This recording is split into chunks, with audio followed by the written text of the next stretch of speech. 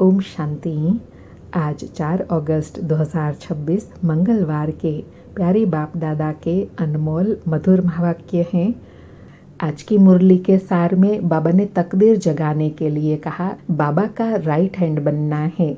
और right hand का भावार्थ है राइटियस बनना है, अर्थात सदा श्रेष्ठ कर्म करना है, क्योंकि बाबा कहे श्रेष्ठ कर्म ही श्रेष्ठ तकदीर का आधार है। फिर बाप समान बनने के लिए कहा कि बाप कहते हैं हम दुख हरता सुख करता है, तो बच्चों को भी कितना मीठा बनना चाहिए, बाबा का राइट हैंड बनना चाहिए। ऐसे राइट हैंड बच्चे ही बाप को प्रिय लगते हैं। और साथ में बाबा कहे बाबा राइट हैंड बनने के लिए क्यों कहते हैं, क्योंकि राइट हैंड से राइटियस काम करते हैं। इसलिए बाबा कहते हैं हर बात में राइटियस बनो। बाबा मिला है, स्वयं भगवान मिला है, तो सदा खुशी में रहना है। और उसके लिए पुरुषार्थ बताया कि अभी बच्चों को आत्म अभिमानी बनना है। इसमें बड़ी मेहनत है। घड़ी घड़ी अपने को आत्मा समझ बाप को याद करना है। यह गुप्त मेहनत है। बाबा कहे जैसे बाप गुप्त है तो मेहनत भी बाबा गुप्त कराते हैं। बाप स्वयं आकर कहते हैं बच्चे मुझे याद करो, तो कल्प 5000 वर्ष पहले मुआफिक तुम फिर से सतोप्रधान बन जाएंगे। फिर और बहुत गुह्य बात समझाते कहा कि स्कूल में बच्चों के शरीर छोटे होते हैं, आत्मा तो छोटी बड़ी नहीं होती है ना। अभी तुम्हारे ऑर्गन्स बड़े हैं, तुम निंदा स्तुति दुख सुख इन सब बातों को समझ सकते हो। बाबा कहे शरीर बढ़ता है, आत्मा बढ़ती घटती नहीं है। आत्मा तो एक रस होती है। तो बाबा कहे उस आत्मा की बुद्धि के लिए बाप कस्तूरी जैसी सौगात देते हैं, और वह है सृष्टि के आदि मध्य अंत का ज्ञान। और बहुत विशेष स्मृति दिलाते नशा दिलाया कि बच्चे जानते हैं यह पुरानी दुनिया विनाश होने है। बुद्धि कहती है बरोबर अभी हम संगम युग पर हैं, यह दुनिया बदलने वाली है। बाबा आए हैं कल्प कल्प के संगम पर, जो तुमको दुख से छुड़ाई हरि के द्वार ले जाते हैं। सतयुग को ही हरि का द्वार कहा जाता है। हरिद्वार अर्थात जहाँ कोई दुख रोग शोक न हो। यह है ज्ञान की बातें। सुनते हैं प्यारे बाप दादा के अनमोल मधुर महावाक्य। आज बाबा कहे मीठे बच्चे बाप के राइट हैंड बनना है, तो हर बात में राइट यस बनो, सदा श्रेष्ठ कर्म करो। मीठे बच्चे बाप के राइट हैंड बनना है, तो हर बात में राइट यस बनो, सदा श्रेष्ठ कर्म करो। आज मुरली से प्रश्न है कौन सा संस्कार सेवा में बहुत विघ्न डालता है। उत्तर में बाबा कहे स्वभाव संस्कार के कारण आपस में जो द्वैत मत के संस्कार हो जाते हैं वह सेवा में बहुत विघ्न डालते हैं। दो मतों से बहुत नुकसान होता है। क्रोध का भूत ऐसा है जो भगवान का भी सामना करने में देरी न करे। इसलिए बाबा कहते हैं मीठे बच्चे ऐसा कोई भी संस्कार हो तो उसे निकाल दो, अर्थात श्रेष्ठ पुरुषार्थ में जो विघ्न रूप व बाधा है उस संस्कार को निकाल दो, परिवर्तन कर दो। आज मुरली में गीत बजा तकदीर जगाकर आई हूँ, नई दुनिया बसाकर लाई हूँ। ओम शांति। मीठे मीठे रूहानी बच्चों ने गीत सुना। रूहानी बच्चों अर्थात शिव बाबा जो सुप्रीम रूह है, उनके बच्चों आत्माओं ने शरीर रूपी कर्म इंद्रियों द्वारा गीत सुना। अब तो बच्चों को आत्म अभिमानी बनना है। बहुत मेहनत भी है। बाबा कहे बाबा भी जानते हैं कि इसमें मेहनत है, लेकिन प्राप्ति भी इससे ही है। बाबा कहे घड़ी घड़ी अपने को आत्मा समझ बाप को याद करना है। यह है गुप्त मेहनत। बाप भी गुप्त है तो मेहनत भी गुप्त कराते हैं। बाप स्वयं आकर कहते हैं, क्या कहते हैं, बच्चे मुझे याद करो तो 5000 वर्ष पहले मुआफिक फिर से सतोप्रधान बनेंगे। बच्चे समझते हैं। बाबा कहे बाबा समझाते हैं ना, तो बच्चे समझते हैं हम ही सतो प्रधान थे, फिर हम ही अब तमो प्रधान बने हैं। अब सतो प्रधान बनना जरूर है। गीत में भी कहते हैं तकदीर जो गंवाई हुई है वह फिर से पाने के लिए तदबीर कराने वाला एक ही सर्वशक्तिमान बाप है, क्योंकि सबको पावन बनाते हैं ना। बाबा कहे बच्चे रियलाइज करते हैं ना कि बाबा अभी सोई हुई तकदीर को जगाते हैं और उसके लिए बाबा तदबीर अर्थात पुरुषार्थ कराते हैं, क्योंकि बाप सर्वशक्तिमान है तो बच्चों की श्रेष्ठ तकदीर बनाते हैं, पवित्र बनाते हैं।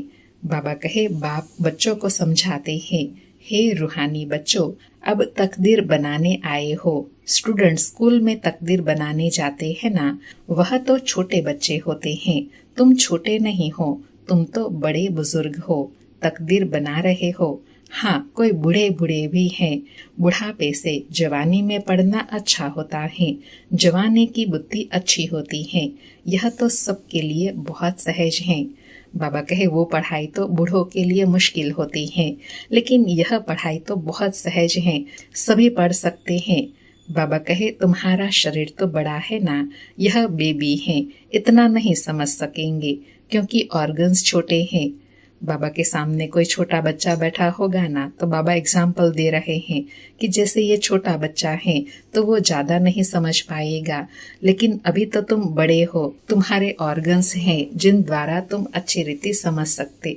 बाबा कहे स्तुति, निंदा, सुख, दुख, इन बातों को तुम समझ सकते हो क्योंकि ऑर्गन्स बड़े हैं ना। बाबा कहे आत्मा तो बिंदी है, शरीर बढ़ता रहता है, आत्मा तो एक रस होती है, कभी बढ़ती घटती नहीं है। उस आत्मा की बुद्धि के लिए बाप कस्तूरी जैसी सौगात दे रहे हैं, क्योंकि अभी तो बुद्धि बिल्कुल तमो प्रधान बन गई है, सो अब स्वच्छ भी बन रही है। बाबा कहे अभी ज्ञान की कस्तूरी मिलती है ना, तो जिससे तुम्हारी बुद्धि फिर से तमो प्रधान से सतो प्रधान स्वच्छ बन रही है। बाबा कहे यह चित्र तुमको समझाने में बहुत काम में आते हैं। भक्ति मार्ग में देवताओं के आगे जाकर माथा झुकाते हैं, पूजा करते हैं। आगे तुम भी अंधश्रद्धा से जाते थे, शिव के मंदिर में जाते थे, तुमको यह थोड़े ही पता था कि यह शिव बाबा हैं। बाबा से जरूर वर्षा मिला है, तब तो उनकी महिमा गाई जाती है। कोई अच्छा काम करके जाते हैं तो उनकी महिमा गाई जाती है। स्टैंप बनानी चाहिए। किसकी स्टैंप बनानी चाहिए? शिव बाबा की। शिव बाबा गीता सरमोनाइजर अर्थात गीता ज्ञानदाता शिव बाबा, इस पर स्टैंप बनानी चाहिए। बाबा कहे यह स्टैंप सहज बन सकेंगी। वह बाप सबको सुख देने वाला है। बाप कहते हैं मैं तुमको सुख धाम का मालिक बनाने आया हूँ। बुढ़िया भी यह तो समझती होंगी कि हम आए हैं शिव बाबा के पास, जो विचित्र निराकार हैं। उसने इस ब्रह्मा के चित्र अर्थात तन में प्रवेश किया है। निराकार को विचित्र कहा जाता है, बुद्धि में रहता है। हम शिव बाबा के पास आए हैं, जिसने यह टेम्परेरी चित्र शरीर धारण किया है। पतितों को पावन बनाई मुक्ति जीवन मुक्ति देते हैं, अथवा शांति धाम सुख धाम का रहवासी बनाते हैं। मनुष्य शांति के लिए ही कोशिश करते हैं। भगवान मिले तो शांति मिले, सुख के लिए पुरुषार्थ नहीं करते हैं। बाबा कहे मोस्टली सभी मनुष्य शांति के लिए ही पुरुषार्थ करते हैं, क्योंकि शांति में फिर सुख भी आ जाता है। बाबा कहे बस समझते हैं बाबा के पास घर जाए, भगवान मिले। इस समय सब मुक्ति की चाहना रखने वाले हैं। जीवन मुक्ति लेने वाले सिर्फ तुम ब्राह्मण ही हो, बाकी सब मुक्ति की चाहना रखने वाले हैं। जीवन मुक्ति का रास्ता बताने वाला कोई है ही नहीं। जब बाबा कहे रास्ता ही नहीं जानते हैं तो चाहना भी नहीं होती है। अब बाबा जब रास्ता बताते हैं तो चाहना होती है हम जीवन मुक्ति पद पाए। बाबा कहे सन्यासियों आदि के पास जाकर शांति मांगते हैं। कहते हैं मन की शांति कैसे मिले? जो भी रास्ते बताने वाले हैं वह है ही मुक्ति में जाने वाले। मोक्ष क्या होता है वह भी बुद्धि में नहीं आता है। तंग होकर कहते हैं मुक्ति में जाए तो अच्छा है। वास्तव में मुक्ति धाम है आत्माओं के रहने का स्थान। इतने सेंटर पर बच्चे हैं, सब जानते हैं कि हम नई दुनिया के लिए राज्य भाग्य लेते हैं। बाबा हमको नई दुनिया का राज्य देते हैं। कहाँ देंगे? बाबा कहे नई दुनिया का राज्य कहाँ देंगे? नई दुनिया में देंगे, वह पुरानी दुनिया में देंगे। बाबा फिर सामने से प्रश्न पूछ रहे हैं कि नई दुनिया का राज्य हमको कहाँ देंगे? नई दुनिया में देंगे या पुरानी दुनिया में देंगे? बाबा कहते हैं मैं संगम पर आता हूँ, मैं न सतयुग में न कलयुग में आता हूँ, दोनों के बीच में आता हूँ। बाप तो सबको सदगति देंगे ना, ऐसे तो नहीं दुर्गति में छोड़ जाएंगे। सदगति और दुर्गति इकट्ठे नहीं रह सकते। बच्चे जानते हैं यह पुरानी दुनिया विनाशोनी है, इसलिए इनसे प्यार नहीं रखना है। बुद्धि कहती है बरोबर अभी हम संगम युग पर हैं, यह दुनिया बदलने वाली है। बाबा कहे अभी तुम कहाँ खड़े हो? संगम पर, जहाँ पुरानी दुनिया बदल नई दुनिया बनती है। बाबा कहे अब बाप आया हुआ है। बाप कहते हैं मैं कल्प कल्प संगम पर आता हूँ, तुमको दुख से छुड़ाई हरि के द्वार ले जाता हूँ। आज बाबा ने बहुत दिनों के बाद यह स्मृति दिलाई कि बाबा आए हैं हरि के द्वार ले जाने। बाबा कहे यह ज्ञान की बात है। हरिद्वार कृष्ण का द्वार अर्थात कृष्णपुरी को कहा जाता है। अच्छा, उनके पीछे फिर लक्ष्मण झूला लगा दिया है। पहले हरिद्वार आएगा, सतयुग को हरिद्वार कहा जाता है, फिर राम लक्ष्मण आदि दिखाते हैं। वह बात कोई है नहीं, यह तो बनाई हुई बात है। राम को कितने भाई दे दिए हैं? 4 भाई तो होते नहीं। बाबा कहे 4 8 तो यहाँ होते हैं। एक तरफ है ईश्वरीय संतान, दूसरे तरफ है आसुरी संतान। अभी तुम जानते हो शिव बाबा ब्रह्मा तन में आए हैं। शिव है बाबा, ब्रह्मा है दादा, प्रजापिता है। वह आत्माओं का पिता तो अनादि है शिव बाबा। इस समय ब्राह्मणों को रचते हैं। ऐसे नहीं कि शिव बाबा शालिग्राम को रचते हैं, नहीं, शालिग्राम तो अविनाशी है ही है। अर्थात बाबा कहे तुम तो मेरे बच्चे हो ही हो, सिर्फ बाप आकर पवित्र बनाते हैं। जब तक आत्मा पवित्र नहीं बनी है तब तक शरीर कैसे पवित्र बन सकता है? हम आत्माएं पवित्र थी तो सतो प्रधान थी, अभी अपवित्र तमो प्रधान है तो फिर सतो प्रधान कैसे बने? बाबा कहे अभी पतित तमो प्रधान बन गए हैं तो फिर पवित्र सतो प्रधान कैसे बने? तो बाबा कहे यह तो सहज समझने की बात है। तुम इस समय खाद पड़ने से पतित तमो प्रधान हो गए हो, अब फिर सतो प्रधान बनना है। हिसाब किताब चुकतू कर सब शांति धाम व सुख धाम में जाएंगे। आत्माएं निराकार घर से कैसे आती हैं, उसकी यादगार भी क्रिश्चियन लोग झाड़ में बल्ब लगाकर बनाते हैं। तुम जानते हो यह सब धर्मों की अलग अलग शाखाएं हैं। वहां से परम धाम से आत्माएं कैसे नंबरवार नीचे उतरती हैं, यह नॉलेज तुमको मिल गई है। अर्थात बाबा कहे परम धाम घर की स्मृति आत्मा को कहीं न कहीं अंदर है, लेकिन प्रैक्टिकल इमर्ज रूप में नहीं समझ पाते हैं। इसलिए उसके यादगार रूप में क्रिश्चियन लोग झाड़ में बल्ब आदि लगाते हैं।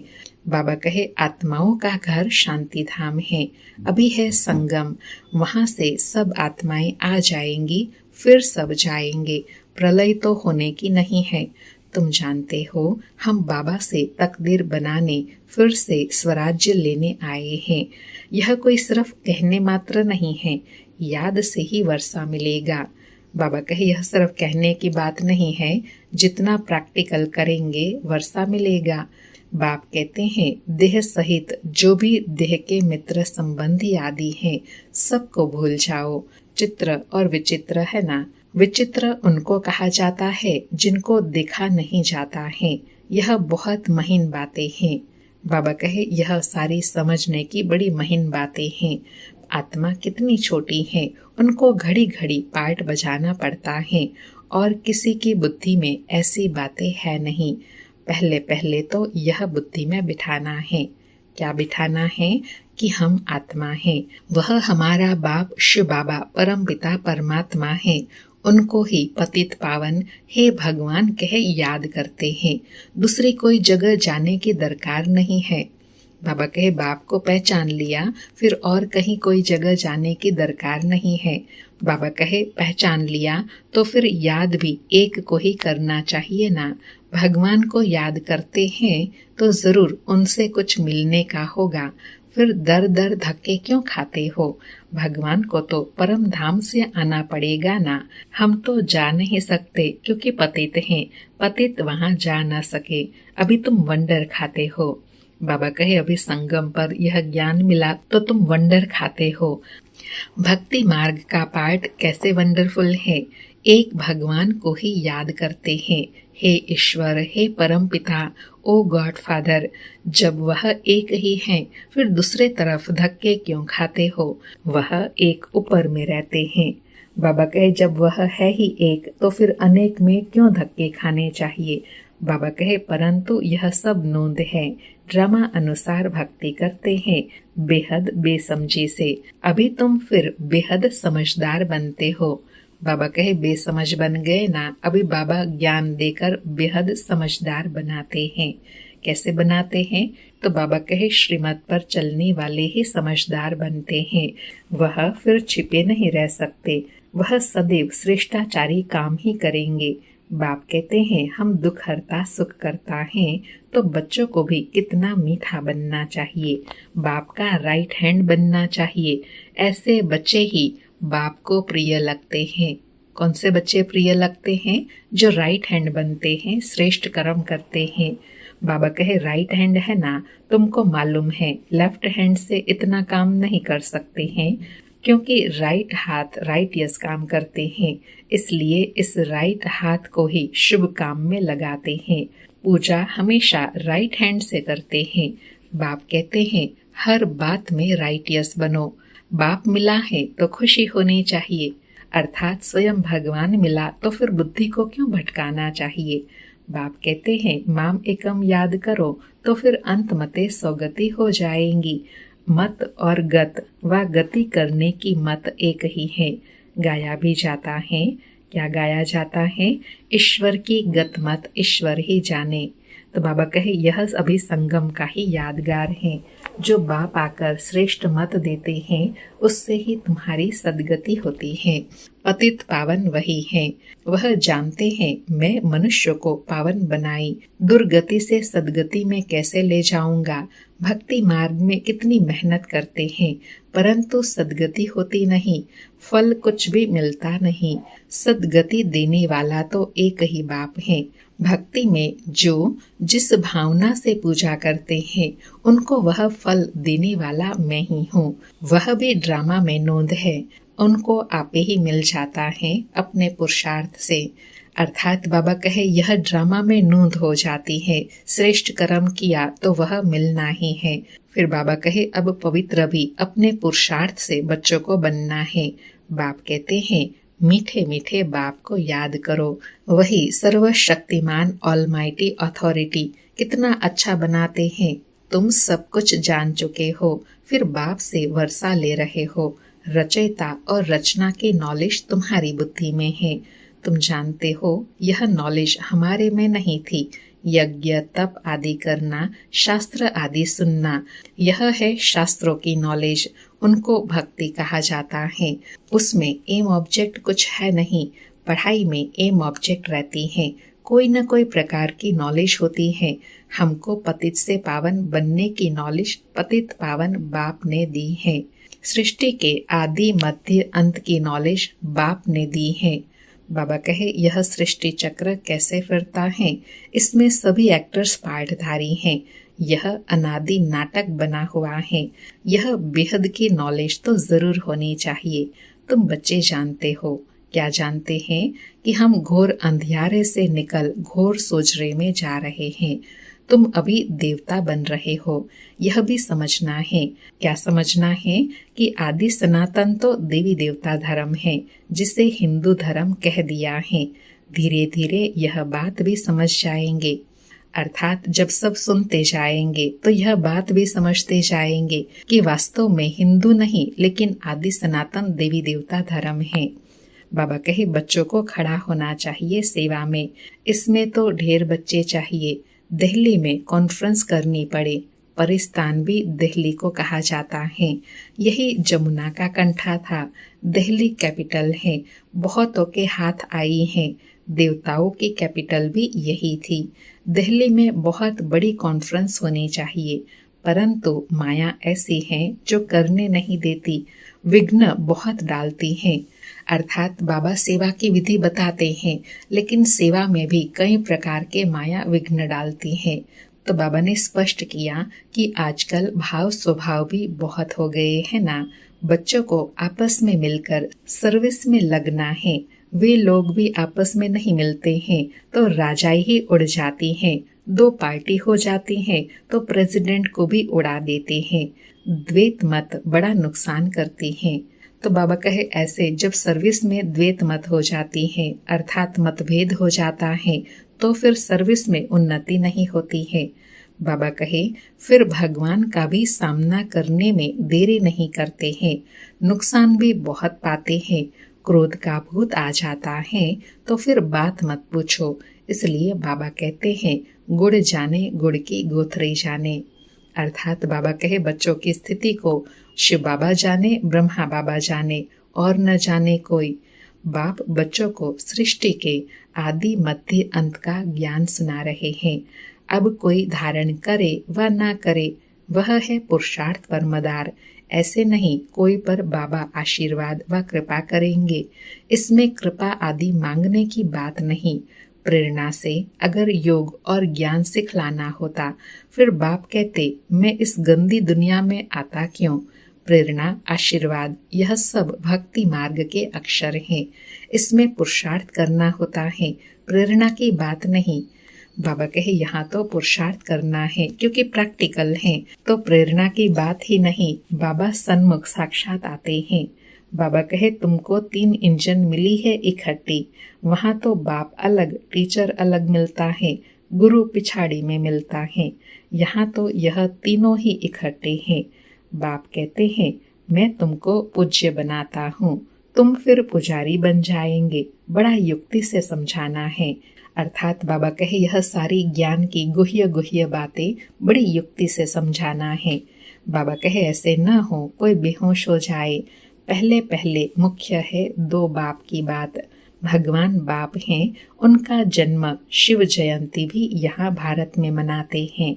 जरूर स्वर्ग का मालिक बनाते होंगे। भारत में ही स्वर्ग था। बाबा कहे जब मैं स्वर्ग का रचयिता हूँ तो जरूर बच्चों को भी स्वर्ग का मालिक बनाऊंगा ना।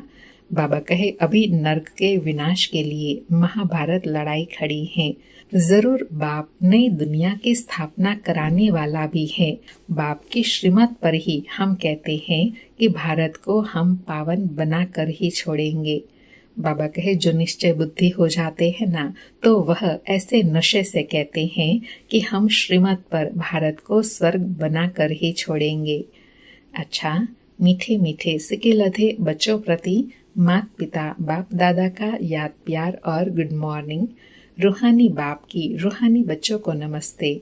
हम रूहानी बच्चों की रूहानी माता पिता बाप दादा को याद प्यार गुड मॉर्निंग और नमस्ते नमस्ते। सारी मुरली से धारणा के लिए सार है। पहला पॉइंट, जैसे बाप दुख हरता सुख करता है ऐसे बाप समान बनना है। बहुत मीठा बनना है। सदा शुभ काम करके राइट हैंड बनना है। दूसरा पॉइंट, कभी 2 मतें नहीं बनानी है। भाव स्वभाव में आकर 1-2 का सामना नहीं करना है। क्रोध का भूत निकाल देना है। आज प्यारे बाबा का वरदान है स्वयं की स्मृति में रहे। अपने हर कर्म को संयम नियम बनाने वाले अथॉरिटी स्वरूप भव। स्वयं की स्मृति में रहे। हर कर्म को संयम नियम बनाने वाले अथॉरिटी स्वरूप भव। स्पष्टीकरण है जैसे साकार में स्वयं की स्मृति में रहने से जो कर्म किया वही ब्राह्मण परिवार का संयम बन गया। स्वयं के नशे में रहने के कारण अथॉरिटी से कह सकते थे कि अगर साकार द्वारा कोई उल्टा कर्म भी हो गया तो सुलटा कर देंगे। स्वयं के स्वरूप की स्मृति में रहने से यह नशा रहता है कि कोई उल्टा हो ही नहीं सकता। आप बच्चे भी जब स्वयं की स्थिति में स्थित रहो तो जो संकल्प चलेगा, जो बोल बोलेंगे व कर्म करेंगे वही संयम नियम बन जाएंगे। आज बाबा ने स्वस्थिति बनाने के लिए बहुत ऊंचा स्वमान दिया कि जब हम स्वस्थिति में स्थित होकर के कोई भी कर्म करते हैं तो वह हर कर्म, बोल, संकल्प सब श्रेष्ठ हो जाता है और वो कर्म ऐसे यादगार बन जाते हैं, वही कर्म संयम नियम के रूप में बन जाता है, जिसका फिर अनेक जन्म गायन चलता है।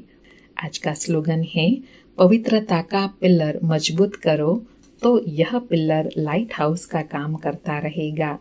पवित्रता का पिल्लर मजबूत करो तो यह पिल्लर लाइट हाउस का काम करता रहेगा। आज के अव्यक्त इशारे हैं, अपवित्रता के बीज को भी समाप्त कर संपूर्ण स्वच्छ पवित्र बनो। आज की धारणा बताई, अगर बुद्धि में अशुद्ध संकल्प व पुराने संस्कार संकल्प रूप में भी टच होते हैं तो संपूर्ण वैष्णव नहीं कहेंगे। जैसे कोई अकर्तव्य कार्य देखता भी है तो देखने का असर हो जाता है, उसका भी हिसाब बन जाता है। इस हिसाब से सोचो तो पुराने संस्कार व अशुद्ध संकल्प बुद्धि में अगर टच होते हैं तो भी संपूर्ण वैष्णव व संपूर्ण पवित्र कैसे कहेंगे।